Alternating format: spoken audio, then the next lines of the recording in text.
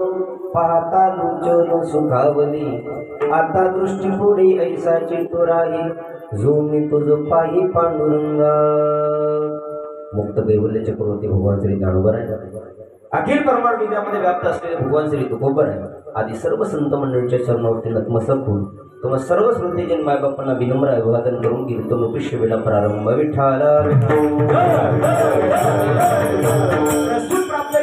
शिवकर्ता घेतलेले अभंग भगवंताचे महान भगवत भक्त वारकरी सम्राटच्या कलस्थानी विराजमान असणारे भगवान श्री तुकोबर आहे.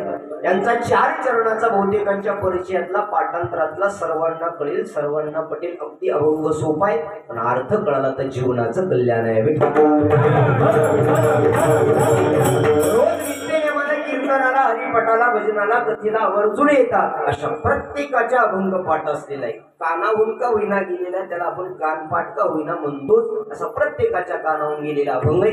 असा एखादा या धर्ममंडपात येऊन बसलाच असेल की त्यानं आतापर्यंत हा अभंगच ऐकला नाही असं ओळखा ते आजच मंडपात आलंय. विठाला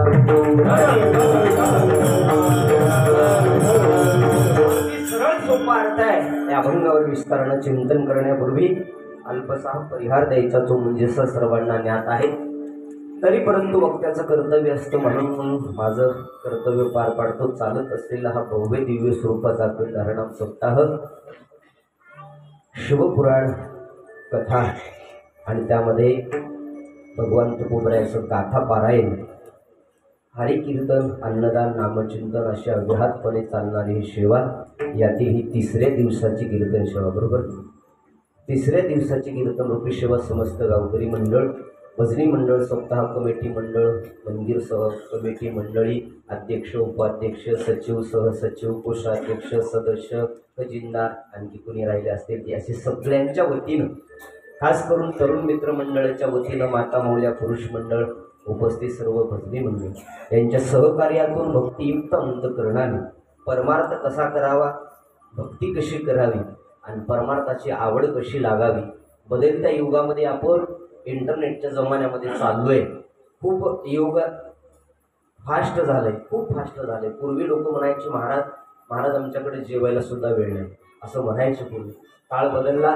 आता लोक म्हणतात महाराज आम्हाला बोला ना, बोलत नाही तुम्ही, महाराज आम्हाला मरायला सुद्धा वेळ असं म्हणतात लोक. पण आल्यावरती काही विचारून येणार आहे का? नाही येणार. पण बदलली लोक. बदलत्या युगामध्ये आपण इंटरनेटच्या जमान्यामध्ये वावरत असताना अधोगतीकडे समाज चालले. त्या अधोगतीकडून पुन्हा सद्गतीकडे येण्याकरता परमार्थाचा वसा, परमार्थाचा वारसा, परमार्थाची परंपरा, संत महात्म्यांच्या विचाराची, अध्यात्म विचाराची ज्ञानगंगा आपल्याला मिळणं अगदी गरजेची आहे. आणि त्या गरजेला अनुसरून आज आपल्या या समस्त बोधडी ग्रामस्थांनी त्या भक्तियुक्त अंतःकरणाने गेली 52 वर्ष झालंय. 52 वर्षापासून ही ज्ञानामृताची गंगा आपण अव्याहतपणे चालू आहे. का तुमच्यासाठी तुम्ही टाळ्या वाजवा. 1 नाही 2 नाही, कितीक वर्ष सप्ते असे आम्ही रोज सप्ताह पाहतो. मनोहर महाराज या ठिकाणी उपस्थित आहेत. त्यांच्या मुखारविंदातून आपण शिवगतीचं चिंतन करता. रोज एक आम्हाला सप्ताह पाहायला आहे. रोज एक संतोष महाराज, रोज एक प्रकाश बाबा, रोज एक सप्ताह आपण पाहतोय. पण काही सप्ते पहिल्या वर्षी जोमात असतात तर दुसऱ्या वर्षी कोमात असतात. पहिल्या वर्षी खूप मोठे महाराज आणायचे, खूप मोठे कलाकार आणायचे. असं अट्टहास असतो परमार्थाचा पहिल्या वर्षी. पण 1 आला 2 वर्ष नाही 5 वर्ष पुन्हा अट्टहास नसतो. अगदी 52 वर्षापासून परमार्थाचा अट्टहास करताय. तुमच्या भक्तीला नमन आहे. अगदी श्रद्धायुक्त अंतःकरणानं गावातून आल्याबरोबर 250-300 किलोमीटरचं अंतर कापून आल्यावर कुणालाही आळस येतो. पण गावाच्या कडेलाच गुरुवर्य गोरोबा काकांच्या मंदिराच्या शेजारीच आल्याबरोबर गावात सगळी मंडळी, भजनी मंडळी, त्या छोट्या आमच्या माता भगिनी जनाईसारख्या, मुक्ताईसारख्या टाळ घेऊन उभा होत्या. आणि टाळाचा नाद कानावर पडला सगळा थकवा निघून गेला. टाळाचा नाद निस्ता कानावर पडू द्या, किती थकलेला माणूस असू द्या, तो निघून जातो. महाराज खरंच पुण्यवान भूमी आहे. आणि अगदी आता हा तालुका तर पुण्यवानच झालाय. अख्या महाराष्ट्रात नाही देशात तालुक्याचं नाव गाजलंय. महाराज आदरणीय महाराज इथं उपस्थित आहेत ना. मृदंग वादक आमचे हरिभक्त परायण जिवलग मित्र कैलास महाराज यांचे बंधू महंत कृष्णा महाराज आज भगवान गडाचे 4थे उत्तराधिकारी महंत झाले. हे तुमच्यासाठी आमच्यासाठी छाती हात ठोकून बोलण्याची गोष्ट. एवढा मोठा आज आपल्या अस्तित्वाचं दैवत आहे ते. आणि दैवत देव बदलतात पण दैवत बदलत नाही बरं. देव बदलतात. अलीकडच्या काळात लोकांनी कुणालाही देव केलं. देव बदलतील, काळानुसार वेळेनुसार देव बदलतील, पण दैवत कधी बदलत नसतं. त्या दैवताचे तुम्ही अधिकारी एक असलेले जवळ असलेली मंडळी आहात. आणि परम पुण्यानं महाराज पवित्र ते मूळ पावन तो देश. आणि जेथे हरीचे दास जन्म घेती म्हणतात तर कुणाला पवित्र आहे. जेथे वैष्णव वाचा वास धन्य भूमी पुण्यदेश धन्य भूमी पुण्यदेश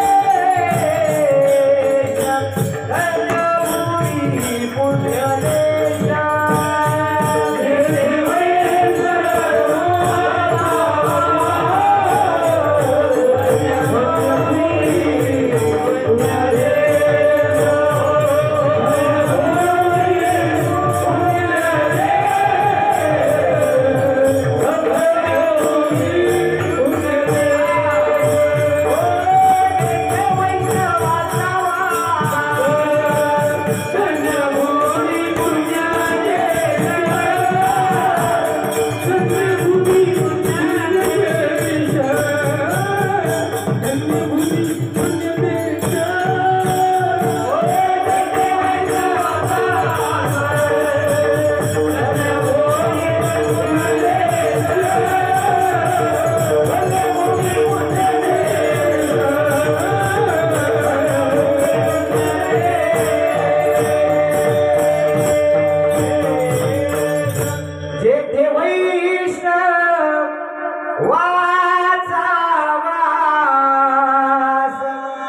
पुण्यदेश. धन्य भूमी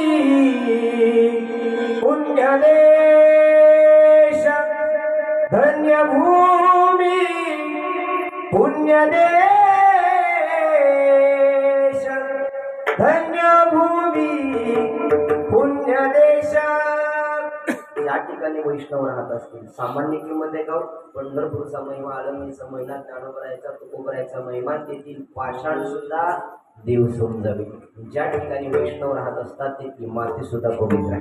असं भारत देशच पवित्र आहे. आपला भारत देशच पवित्र आहे. सगळ्या देशामध्ये एक वेगळा देश ज्याला म्हटल्या जातं. सगळ्या देशाचे वर्णन करताना कोणाच्या पुढे विशेषण लावले जात नाही, पण आपल्या भारत देशापुढे मात्र एक विशेषण लावले. कोणतं? माता ज्याला म्हटल्या जातं. कधी असं ऐकले का? आफ्रिका चुलती ऐकलंय? असं नाही. जपान काका ऐकलंय? नाही ऐकलं. पण भारत माता असं प्रत्येकानं ऐकलंय. जगाच्या कानाकोपऱ्यात गेलेला हा देश पवित्र आहे. आणि या पवित्र देशामध्ये मोबाईलवर सोडून लावतो.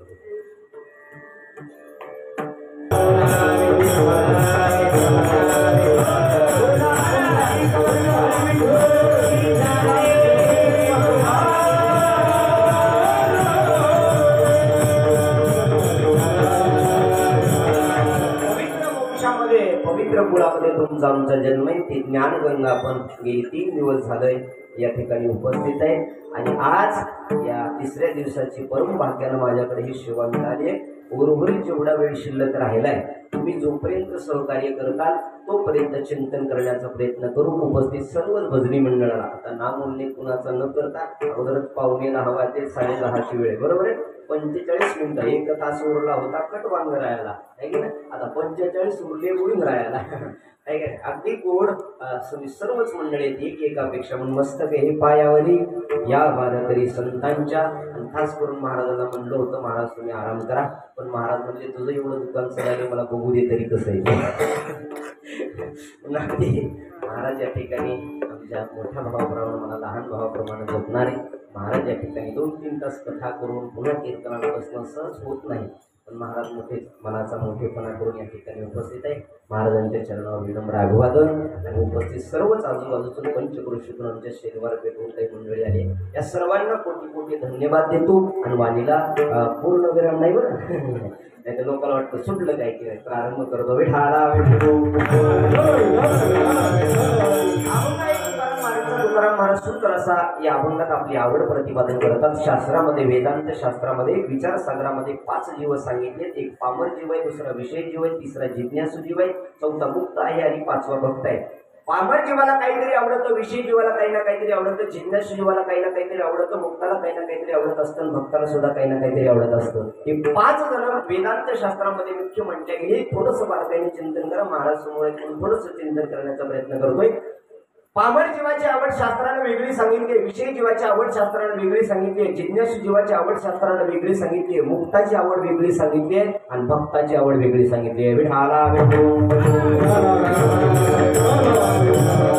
यातलं साम्य करत असताना गाथ्यामध्ये जगद्गुरु तुकाराम महाराजानं 3 प्रकारची आवड सांगितली. 3 प्रकारचे लोक सांगितली. रजोगुणी लोक आहे, सत्वगुणी लोक आहे, तमगुणी लोक आहे. महाराजांचं एक स्पष्ट प्रमाण आहे. प्रकाराचे 3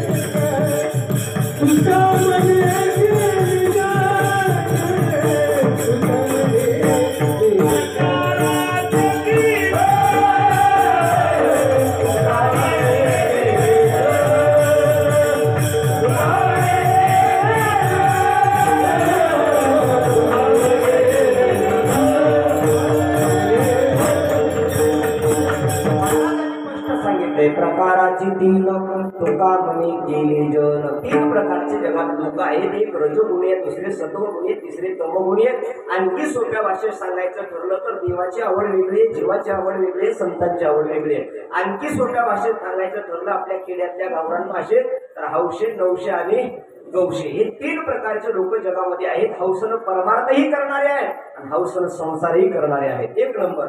2 नंबर नवसानं परमार्थ करणारे सुद्धा लोक आहेत आणि नवसानं संसार करणारे सुद्धा लोक आहेत. पण या गौशाचं मात्र कुठं सापडलं नाही. आमचे गुरुजी आळंदीला असताना असं म्हणायचे ज्ञानेश्वरीमध्ये की महाराज हौशाचं वर्णन भरपूर ठिकाणी संसारातही आहे आणि परमार्थातही. हौसनं परमार्थ करणारी लोक खूप आहे बघा. आज आपला सप्ताह चालू आहे, एक प्रेमानं सुद्धा चालू आहे आणि हौसनं सुद्धा चालू आहे. एवढं मोठं महाराजांचं स्वागत करायचं, आल्यानंतर सगळ्या मंडळीने जवळ यायचं. एक हौसच आहे परमार्थात आहे. परमार्थ हौसनं करणारी लोक भरपूर आहे. संसार सुद्धा हौसनं करणारी लोक भरपूर आहे. संसारात हौस काही कमी आहे का? सध्या लग्नात रोज फिरतात संतोष महाराज, कैलास महाराज. हौस काही कमी आहे का लग्नात लोकांची? संसाराची हौसच आहे ना. अहो किती सांगाल तेवढी संसाराची हौस कमी आहे. प्रत्येक गोष्टीमध्ये माणूस संसाराची हौस करतो. म्हणजे संसारही हौसनं करणारी लोक आहे आणि परमार्थ सुद्धा हौसनं करणारी लोक आहे. 2 नंबरला नवसानं करणारी परमार्थ आहेतच, त्याचबरोबर नवसानं करणारी संसार सुद्धा आहे. नवसानं परमार्थ करतात तुम्ही आम्ही लोक. महाराज तर म्हणतात ना, 8वीन पाय हा माझा नवस, रात्र आणि दिवस पांडुरंगा. हा नवसाचा परमार्थ. रात्रंदिवस आम्ही नवस करू. माझ्या जीवीची आवडी हौस आहे आमची. रोज वारी न चुकू दे हरी. रोज आमची हौस आहे परमार्थाची. इच्छिदान देवा देवा हौस आहे आमची परमार्थाची. नवस आहे आमचा परमार्थाचा. महाराज म्हणतात नवसानं परमार्थ करणारे लोक खूप आहे, नवसानं संसार करणारे सुद्धा जगात लोक खूप आहे. खूप नवसानं संसार करतात. एखाद्याला मुलबाळ होईना गेला की रोज महाराज मंदिरात जातात, कोणत्या जाणत्याकडे जातात, गुजरातला जातात. कशासाठी? झोपले का? कशासाठी? अहो संसाराचा नवस आहे. संसाराचा नवस. या देवाला मुला, त्या देवाला मुला, किंवा कथेत आलात महाराज. रोज आम्हाला प्रसंग पडतोय. कधीच आलात महाराज, अहो काय करावं, 7 वर्ष झालं, 11 वर्ष झालं, मुलगा नाही, संतती नाही. काहीतरी आशीर्वाद द्या. आम्ही सांगतो भगवंतावर विश्वास ठेव, एक श्रीफळ आणून ठेव, घरी घेऊन जा, खा. जर भगवान नवसाला पावला तर चांगलंच आहे. म्हणजे नवसाला करणारे संसार सुद्धा लोक आहेत. पण हे हौशे झाले, नवशे झाले. रघुनाथ गौशे कुठं सापडले का कुणाला? त्यांचं वर्णन शास्त्रातही नाही, पुराणातही नाही, वेदातही नाही आणि माथ्यातही नाही. कात्यात नाही पण माथ्यातही नाही. आमच्या बुद्धीनं असं आम्ही म्हणतो, आमच्या गुरुजी विरोधानं सांगायचे हे गौशे जे आहेत ना, हे फक्त जेवायला सापडले. कशाला? ते फक्त जेवायला सापडले. सप्त्याच्या कालेच्या कोणती दिवशी रामभाऊ निघाला जेवायला. त्याने श्यामभाऊला आवाज दिला, ए रामभाऊ यायचं का रे सप्त्याला? कशाला? मुक्ती आहे खायला. यायचं का जेवायला? आणि पण पट्टी दिली नाही. जाऊ दे, तिथं कोण मुक्तय? पट्टी न देता सुद्धा ही पंक्तीला गौसे. कोण कोण? गौशे. लग्नात कधीच त्यांचा संबंध नसतो, पत्रिका नसते, काही नसतं, आमंत्रण नसतं, पण तरी सुद्धा गौसतात. कुठं कुठं? निष्ठ जेवायला. टपून असतात काय काय माणसं. कशावर? जेवणावर. हे कौशल लोक आहेत. ऐका, रजोगुणी माणसाची आवड वेगळी आहे, तमोगुणी माणसाची आवड वेगळी आहे, आणि सत्वगुणी माणसाची आवड वेगळी आहे. या वेदांत शास्त्रामध्ये 5 प्रकारचे जे लोक सांगितले होते. पहिला आहे पामर जीव, दुसरा आहे विषयी जीव.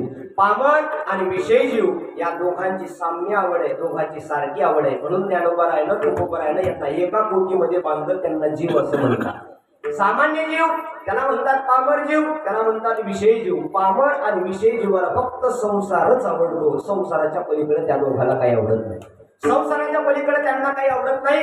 मुक्ताच्या आवडीविषयी बोलत असताना शास्त्रानं त्याचा शब्दच मुक्त असल्यामुळं त्याच्या ठिकाणी आवडच राहत नाही. ज्ञानोबरायनं स्पष्ट ज्ञानेश्वरीमध्ये वर्णन आहे ना, आता चौथी याच्या ठाई मग काहीच करणे नाही. चौथी याची अवस्था एकदा का प्राप्त झाली, आता दिवस चारी तिथे गेल्यानंतर अंतःकरणामध्ये आपल्या मुक्ताची आवड सांगत असताना शास्त्रानं, वेदानं, पुराणानं असं सांगितलंय, अंतःकरणात आपल्या माया आणि ममता नावाची वृत्ती जिथं निर्माण होते, माया आणि ममता नावाची वृत्ती जिथं निर्माण होते, ती वृत्तीच आमची निवृत्त झालेली असते, त्याला मुक्त असं म्हणतात.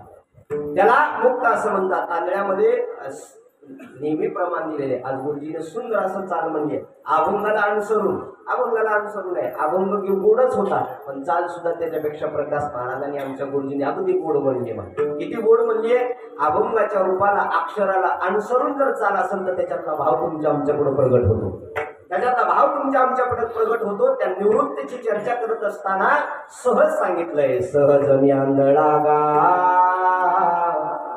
निज निराकार पंथे वृत्ती ही निवृत्त झाली, जन न दिसे ते मी माझे हरपलो आईची ठाई. मी माझं हरपून गेलोय, आणि मग अदृश्य ते दृश्य होते. त्या ठिकाणी दृश्य होतं ना, ते अदृश्य झालं. म्हणून सहज मी आंधळा निज निराकार पंक्ती. आज आमची वृत्ती निवृत्त अवस्थेला प्राप्त झाली, म्हणून मुक्ताची आवड शास्त्रानं सांगत असताना तुम्हा आम्हाला प्रमाण पाठ असलेलं, देव पाहावया गेलो तेथे देवची होमी ठेलो. वृत्ताची मुक्ताची आवड सांगत असताना त्याच्या ठिकाणी आवडच शिल्लक राहत नाही. जसं संतांचं चरित्र सांगत असताना आम्ही सांगतो, आम्ही संत महात्मे झालो कसे, तुका म्हणे आम्ही झालो अग्निरूप लागो निधी पाप पुण्यांगा. पाप पुण्याच्या पलीकडं, सुख दुःखाच्या पलीकडं, सत्य असत्याच्या पलीकडे ज्यांची वृत्ती गेलेली असते त्यांना निवृत्त असं म्हणतात, त्यांना मुक्त असं म्हणतात. म्हणून शास्त्र असं म्हणते, बाबा मुक्ताची आवड सांगत असताना जास्त शास्त्रानं चिंतन केलं नाही. कशामुळे चिंतन केलं नाही, तर त्याच्या ठिकाणी कुठला विषय शिल्लक राहिला नाही. काय झालंय, विषय तो त्यांचा झाला नारायण.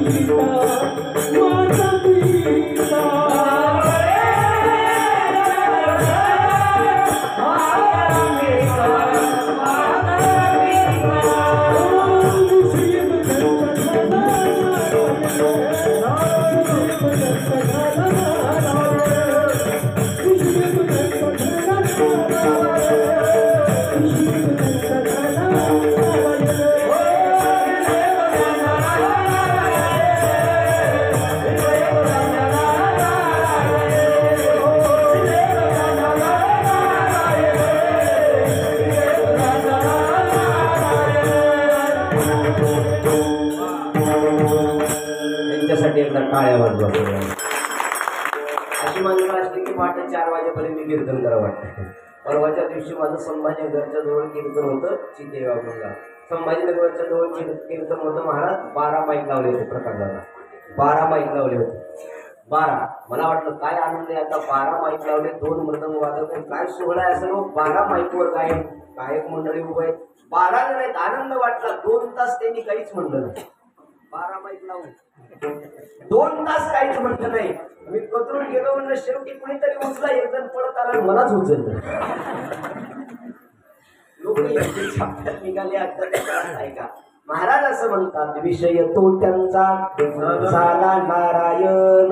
काय झालंय? नावडी जन धन माता पिता.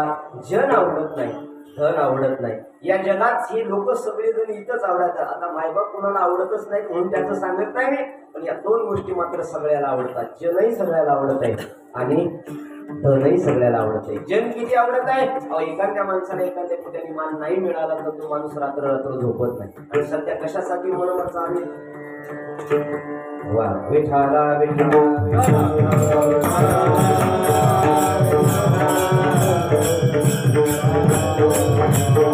या 2 गोष्टी मात्र प्रत्येकाला आवडतात. जनही लोकांना आवडत आहे सध्या आणि धन सुद्धा लोकांना आवडत आहे सध्या. जन इतकं आवडत आहे लोकांना, इतकं आवडत आहे स्वतः मरण्याकरता तयार होतील. पण जन मान मिळाला पाहिजे, मान मिळाला पाहिजे यासाठी प्रत्येकाची तळमळ चालू आहे. धनासाठी तर 24 तास तळमळ चालूच आहे.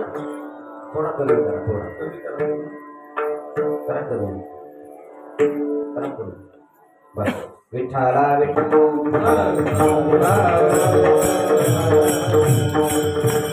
जन एवढा आवडत आहे लोकांना की या जनापेक्षा वेगळं लोकांना काही करायचंच नाही सध्याच्या काळात. त्यानं मला मानावं, मला मानावं, मला मानावं याच्यासाठी काहीही करायला लोक तयार आहेत. कशासाठी? या जनासाठी. माझं असं मत आहे का, या जनामध्ये तुमची वावा करायची असेल, या जगामध्ये तुमची वावा व्हायची असेल, एक वाक्य ऐका माझं, बारकाईनं चिंतन केलं आपल्या लक्षात येईल. या जगा वेगळं काहीतरी तुम्हाला करायचं असं वाटत असेल, ऐका वाक्य पुन्हा पुन्हा सांगतोय, या जगा वेगळं काहीतरी करायचं असेल तर फक्त जगा वेगळं. नाही कळलं नाही एकदा सांगतो, बारकाईनं माझ्याकडे लक्ष द्या. या जगा वेगळं काहीतरी करायचं असेल ना दादा, फक्त या जगाचा वेगळं जगा. जगात तुमची वावा झाल्याशिवाय फक्त जगायचं वेगळं. पण माणसं एवढी हवाहव झाले की त्याला वाटतं याला मारावं, त्याला मारावं, असं करावं, त्याचं करावं आणि आपलाच वावा झाला पाहिजे. मी सांगेल तुम्हाला, दुसऱ्याला दुःख देऊन आतापर्यंत जगात कोणी सुखी झाला नाही. दुसऱ्याला दुःख देऊन आतापर्यंत जगात कोणी सुखी झाला नाही. तुम्हाला सुख पाहायचंय, तुम्हाला सुखी ठेवावं देवाला असं वाटतंय ना, तर दुसऱ्याला सुखात बघण्याची दृष्टी अगोदर तुमच्या अंतःकरणात आणा. देव तुम्हाला सुखी केल्याशिवाय राहणार नाही. सुख खूप जवळ आहे, चांगलं वागणं खूप आहे. कोण म्हणतं सुख मिळत नाही हो, दुसऱ्याला सुख. पूर्वी एक असा काळ होता बघा, लोकांना एखादी गोष्ट मिळाली की शेजारच्याला, गल्लीतल्याला, गावाला आनंद वाटायचा. एखादा मुलगा कष्ट करून नोकरी लागला की गावात त्याचा आनंद उत्सव व्हायचा. एखाद्याला एखादी गोष्ट मिळाली की गावात लोक त्याची वावा करायचे. गावात त्याला वाटायचं काय गरीबाचा मुलगा होता पण त्याचं चांगलं झालं. शेजारच्याला सुख मिळत होतं दुसऱ्याचं सुख बघून. आता दुसऱ्याचं सुख बघून सुख मिळत नाही, दुसऱ्याचं सुख बघून स्वतःला दुःख मिळतं. त्याचं सुख बघवत नाही लोकांना सध्या. आपल्या दुःखानं दुःख कलियुगातली दुःखी नाहीतच. आपल्या स्वतःच्या दुःखानं लोक कलियुगातली दुःखी नाहीतच. दुसऱ्याच्या सुखानं जास्त दुःखी लोक. दुसऱ्याच्या सुखानं त्याच्या घरात एवढं कुठं आलं म्हणून रात्र रात्र झोप येत नाही. आता गव्हाचं सीझन चालू आहे आमच्या इकडं गावामध्ये. आमच्या एका माणसाला 500 पोते गहू झाला शेतात. दुसऱ्याच्या इथं करून काही शेतातलं 500 पोते गव्हाचे काढले. त्याच्या शेजारच्याचं पोट दुखायला लागलं. त्याला परळीला दवाखान्यात नेलं, राहिलं नाही. अंगोजोगायला नेलं, राहिलं नाही. लातूरला घेऊन गेले श्याम पाटील त्यांच्याकडं. लातूरला डॉक्टरला दवाखान्यात घेऊन गेले. 8 दिवस झालं पोट दुखतंय, काही पत्ता लागला नाही. सगळ्या टेस्ट केल्या, रिपोर्ट नॉर्मल आले. डॉक्टरनी त्याच्या पोराला बोलून घेतलं कॅबिन मध्ये, विचारलं का हो तुमच्या बापानं काही बाहेरचं खाल्लं होतं का, कुठं गेलता का सप्त्याला उदलेला नाही. अगं कशामुळे पोट दुखतंय? काही नाही, आमच्या घरातल्या गावातल्या एका शेजारच्या माणसाला 500 पोते गहू झाले म्हणून माझ्या बापाचं पोट दुखतंय. डॉक्टर म्हणजे जगात त्याला कुठं बी घेऊन गेला तरी त्याचा इलाज होणार. होईल अशा रोगाचा इलाज. विनाकारण कलियुगात रोग आलाय बघा, विनाकारण. पूर्वी कोरोना आला होता, गेला बिचारा. दुसरा रोग या कलियुगात आता या 1-2 वर्षात जास्तच आला. विनाकारण लोक एकमेकावर जळतायत, विनाकारण जळताय. कोण कुणाच्या घरात, माझं वाक्य लक्षात ठेवा, कोण कुणाच्या घरात महाराज आणून टाकत नाही, कोण कुणाच्या घरात उपसून निवड येत नाही. कोण कुणाच्या घरात आतापर्यंत किती सत्ता झाली, श्रीमंत झाला, ऐश्वर्य मिळालं, पैसा मिळाला, तरी आतापर्यंत कधी कुणाच्या घरात कोणी पोत्यानं पैसे आणून ओतले नाही किंवा कुणाच्या घरात पोत्यानं काढून नेले नाही. ज्याचं त्याचं कर्म आहे, ज्याचं त्याचं नशीब आहे, ज्याचं त्याचं प्रारब्ध आहे, त्याच्या त्याच्या प्रारब्धानं अन्न मान धन हेतू प्रारब्ध अधीन हे मिळणार आहे. विनाकारण लोकांना आपण दुःखी पाहतोय. पूर्वी असा काळ होता, शेजारच्याला दुःख झालं की शेजारचा माणूस दुःखी व्हायचा. किव येत होती माणसाला, माणसाला किव येत होती. आता जीव घ्यायले पण किव येईना, जीव घ्यायले पण किव येत नाही माणसाला. एका माणूस बदला किती गोड बोलतात बघा. बदलून गेला जमाना, बदलून गेला निसर्ग, बदलून गेला जमाना, बदलून गेला निसर्ग. काय झालंय या जमान्या मध्ये नाही आई वडिलांची कदर, या जमान्या मध्ये नाही गुरुजनांचा आदर, बदलून गेला जमाना, बदलून गेला निसर्ग. जमाना तर बदललाच गड्या, पण निसर्ग सुद्धा बदलला. पूर्वी माणसं म्हणायचे तुमच्यापेक्षा 4 पावसाळे अधिक खाल्ले, म्हणायचे ना माणसं म्हणा. पूर्वी असं म्हणायचे तुमच्यापेक्षा 4 पावसाळे अधिक खाल्ले. आता पोरं म्हणतायत तुमच्यापेक्षा पावसाळ्यात 4 उन्हाळे अधिक खाल्ले. कशात? पावसाळ्यात उन्हाळे खाल्ले. पूर्वी एका ऋतूत एकच ऋतू चालायचा, आता एका ऋतूत 3 ऋतू यायले.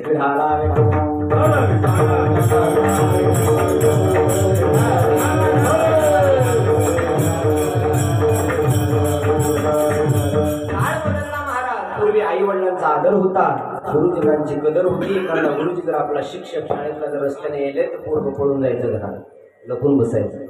आदर होता पूर्वी. पूर्वीचे लोक भीत होती बघा. आणि माझं सांगणं संसार सुखाचा करायचा असेल आणि परमार्थ सुखाचा करायचा असेल तर 2 गोष्टीला भिया. तुम्हाला तुमचा परमार्थ सुखाचा करायचा आहे तर तुम्ही तुमच्या पापाला भिलं पाहिजे. ऐका वाक्य, तुम्हाला तुमचा परमार्थ सुखाचा करायचा आहे तर तुम्ही तुमच्या पापाला भिलं पाहिजे. आणि तुमचा संसार तुम्हाला सुखाचा करायचा आहे तर तुम्ही तुमच्या पापाला भिलं पाहिजे. बरं, या दोन्ही गोष्टीला लोक पूर्वी व्हायचे. महाराज पाप करत असताना एखाद्या माणसाकडून पाप झालं तर लोक म्हणायचे बापा हे नको, पापाची गोष्ट आहे, नको करायला. भ्यायचे लोक, पापाला सुद्धा भीत होते. एखाद्या वेळेस रस्त्यानं बापाला पोरगं खेळत असलं तर पळत घरात जाऊन आईच्या पदराजवळ लपून बसायचं. आमच्याकडे आता 20-25 वर्षाकडे लपून बसायचे पोरं. बसायचे का नाही? तुम्ही सुद्धा बसला, बाप समोरून आला, बापाला भीत होते, घर कापत होते, बापाला आईच्या पदराच्या आड जाऊन लपून बसतात. बाप मारी म्हणून लपून बसायचे. आता बापल लेक सोबतच एकाच गेल्यासारखे. काय अवघड झालंय ना. आमच्या गावात एका पोराला म्हणलं थोडी खाऊ नको, माझ्या लेकर तरी ते म्हणला तुला काय, माझ्या बापाला भेट नाही. काय म्हणलं, माझ्या लेकर गावात फिरत होता आणि म्हणलं माझ्या लेकर तरी पुढे खाऊ नको. ते म्हणलं तुला काय महाराज, माझ्या बापाला भेट नाही. बापाला भेट नाही म्हणल्यावर तेवढ्यात योगा योगा त्याचा बापाला. आता मी दिसायला बार काय, बापाला त्याचा समोर महाराज योगा योगानं. आणि सहज म्हणलं हे रामभाऊ अरे तुझं पोरगं म्हणतंय बापाला भेट नाही. त्यानं हातातली पुढी पाठी मागं लपवली. महाराज गप्प बसा मला म्हणायला लागला. मी हातात म्हणलं असलं बापाला भेट नाही. म्हणलं त्याला भिवून पुढी लपविली नाही, हरामखोर ह्याच्यातली आरती घेते म्हणून लपविली. असं जर बाप झाले असतील, असे जर लेख असतील तर काय करायचं सांगा ना. माझं सांगणं तुम्हाला ऐका. आपल्या मुलांना आपल्याला सुधारावं असं वाटत असेल अगोदर पापानं सुधारलं पाहिजे. विठाला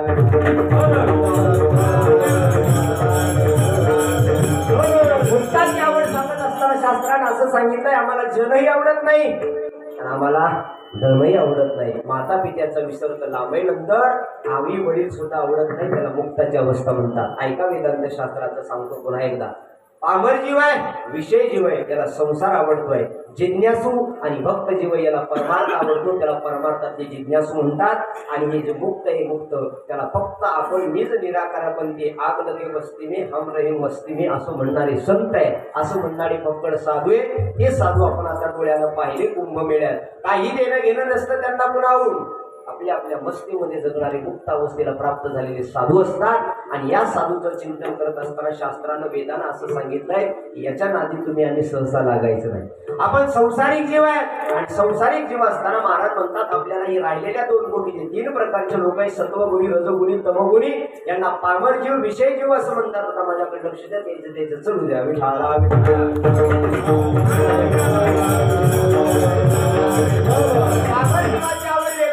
विषय जीवाची आवड वेगळी, यांना शास्त्राने एका शब्दामध्ये वर्णन केले, त्याला संसार आवडतो जिज्ञासू जीवाला आणि भक्ताला त्यांना परमार्थ आवडतो। जिज्ञासू कुणाला म्हणतात? एखाद्या क्षेत्रामध्ये एखादा माणूस वावरत असेल तर तो क्षेत्रापर्यंत, त्या स्थानापर्यंत जोपर्यंत पोहोचत नाही तोपर्यंत त्याला दिवस रात्र सुद्धा कळत नाही, ताण भूक कळत नाही। एखादा मुलगा MPSC ची तयारी करतोय आणि तयारी करत असताना त्याचं साध्य जोपर्यंत त्याला मिळत नाही तोपर्यंत त्याची जिज्ञासा सोडत नाही।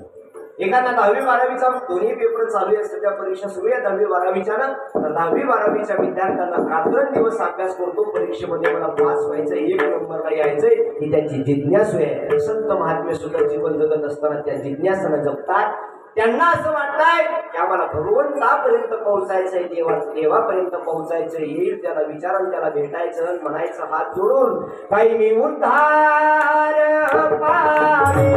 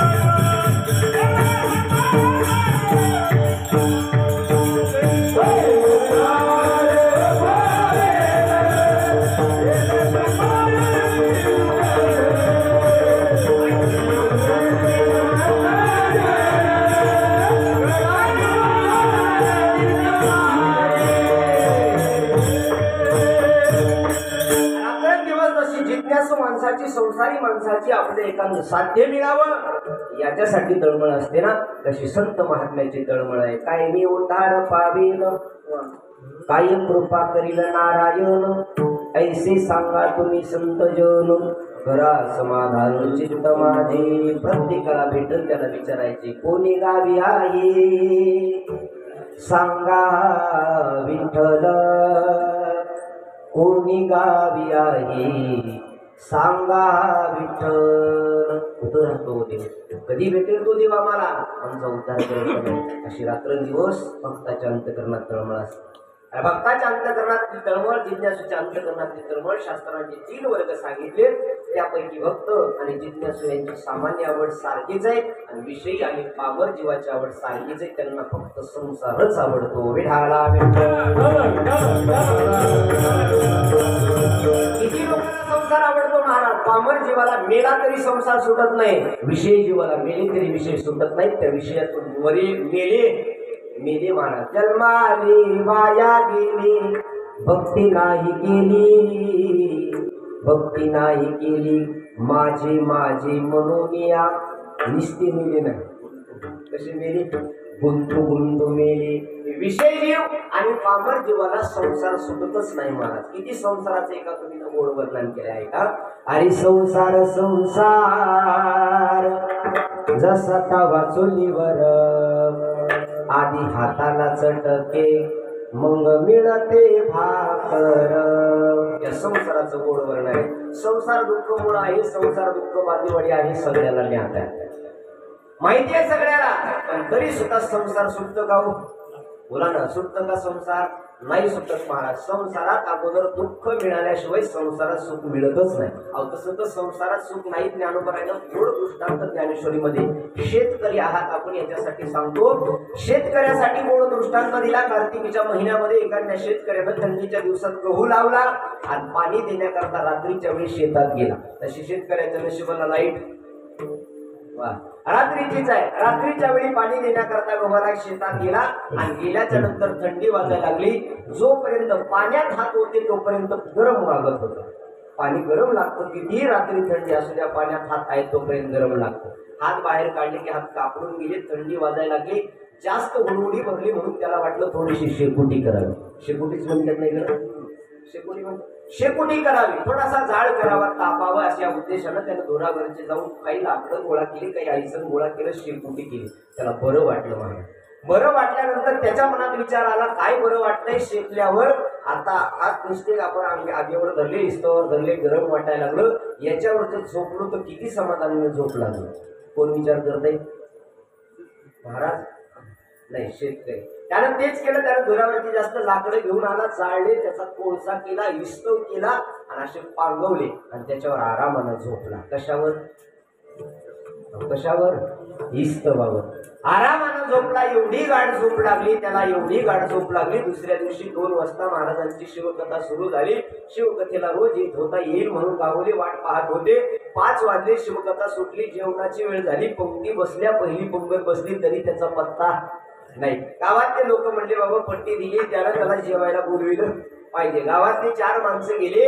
अरे रामभाऊ एवढा कसा गाढ झोपला रे? चल, 5 वाजले दुसऱ्या दिवशीचे, कथा सुटली, जेवायला पहिली पंगत बसलीये, चल लवकर जेवायला. ते म्हणला, काय सांगू दादा, एवढी गाढ झोप लागली मला, एवढी गाढ झोप लागली की दिवस कसा गेला, रात्रीचे 5 कसे वाजले कळाले नाही. कशावर झोपला? कशावर? इस्तवावर झोपला असेल. झोपला असेल तो नाही. महाराज तसं म्हणतात, जसं इस्तवावर माणूस निवांत कधी झोपणारच नाही, तसं संसारात माणूस निवांत कधी राहणारच नाही. या संसार नगरी बाजार या संसार नगरी बाजार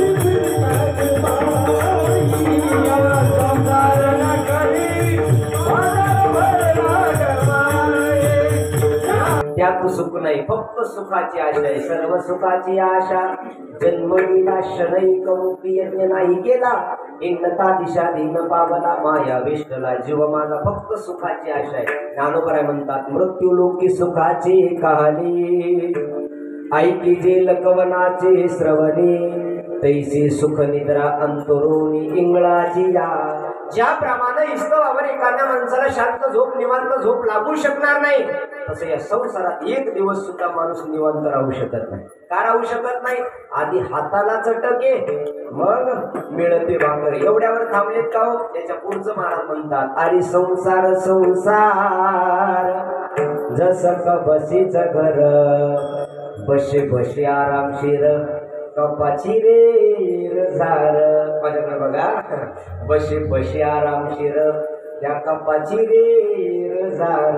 किती आरामशीर आहे? बसे बसे आरामशीर कपाची रे झार. या संसाराचं घरी नसे बघा. या धर्म मंडपात एक तरी माणसानं हात वर असा करून सांगायचा की महाराज आतापर्यंत लग्नाला 15 वर्ष झालं, 20 वर्ष झालं, 35 वर्ष झालं, 5 वर्ष झालं, माझं माझ्या बायकोचं भांडण झालंच नाही, असं एकानं बी सांगायचं. महाराज सगळं एकानं बी सांगायचं.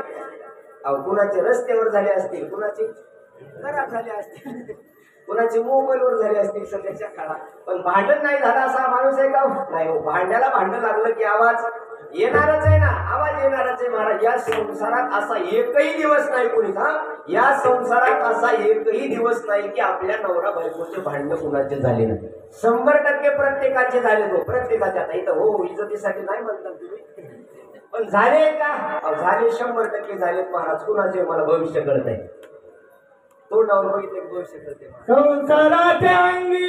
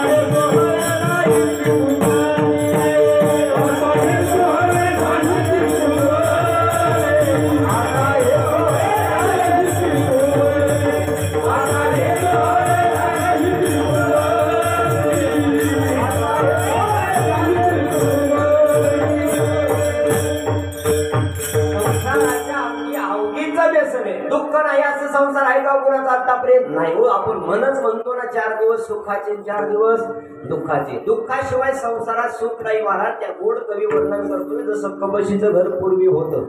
संसारात कवी सांगतो कबशीचं घर पूर्वी होतं. आता किचन रूम निघाल्या म्हणून कबशीचं घर राहिलं नाही. पूर्वी संस्कृती महान होती महाराज. प्रत्येकाच्या घरी मातीच्या चुली असायच्या. बरोबर ना मावशा?